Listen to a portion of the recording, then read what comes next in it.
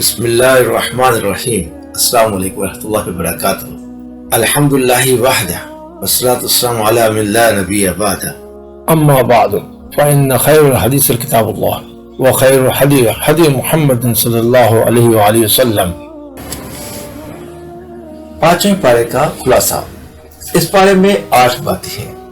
Number 1 خانہ داری کی تدابیر، نمبر 2 عدل و احسان، نمبر 3 جہاد کی ترغیب، اور نمبر 4 منافقین کی مذمت، نمبر 5 قتل کی سزائیں، نمبر 6 ہجرت اور ذات الخوف، نمبر 7 ایک قصہ، نمبر 8 سیدھے راستے پر چلنے کی ترغیب۔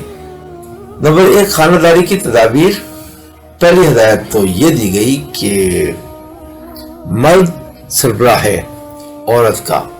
پھر نافرمان بیوی سے متعلق مرد کو 3 تدابیریں بتائی گئی ہیں۔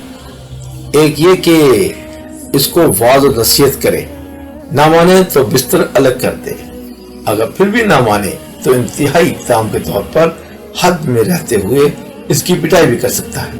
نمبر 2 عدل و احسان۔ عدل و احسان کا حکم دیا گیا تاکہ اجتماعی زندگی بھی درست ہو جائے۔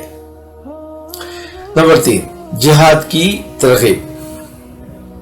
جہاد کی ترغیب دی کہ موت سے نہ ڈرو، وہ تو گھر بیٹھے بھی آ سکتی ہے۔ نہ جہاد میں نکلنا موت کو یقینی بناتا ہے، نہ گھر میں رہنا زندگی کے تحفظ کی ضمانت ہے۔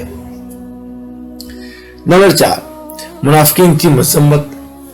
منافقین کی مذمت کر کے مسلمانوں کو ان سے چوکنا کیا ہے کہ خبردار، یہ لوگ تمہیں بھی اپنی طرح کافر بنانا چاہتے ہیں۔ نمبر 5 قتل کی سزائیں۔ قتل کی سزائیں بیان کرتے ہوئے بڑا سخت لہجہ استعمال کیا ہوا کہ مسلمان کو جان بوجھ کر قتل کرنے والا ہمیشہ ہمیشہ جہنم میں جلے گا۔ مراد اس سے جائز سمجھ کر قتل کرنے والا ہے۔ اور نمبر 6 ہجرت و ذات الخوف۔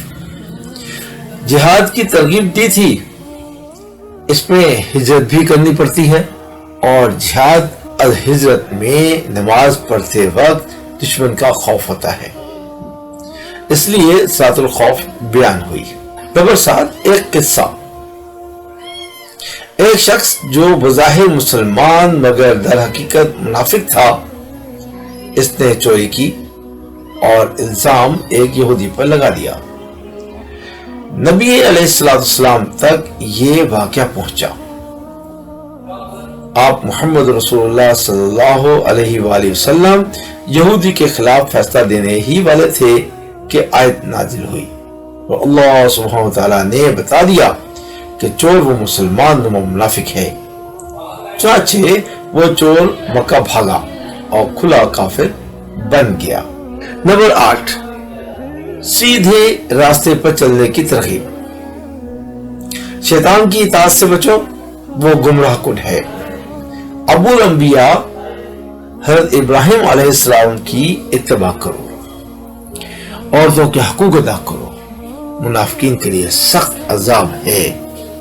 اتنی قیمتی باتیں آپ لوگوں تک پہنچتی ہیں تو سب سے اچھی بات تو یہ ہے اس پر عمل کیا جائے، اس کو سمجھا جائے، ایمان میں مضبوطی لائی جائے، اور دوسروں کو شیئر کر کے دوسروں تک بھی بات کو پہنچائی جائے۔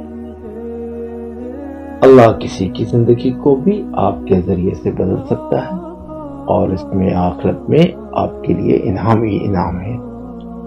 جزاک اللہ خیر۔ السلام علیکم ورحمۃ اللہ وبرکاتہ۔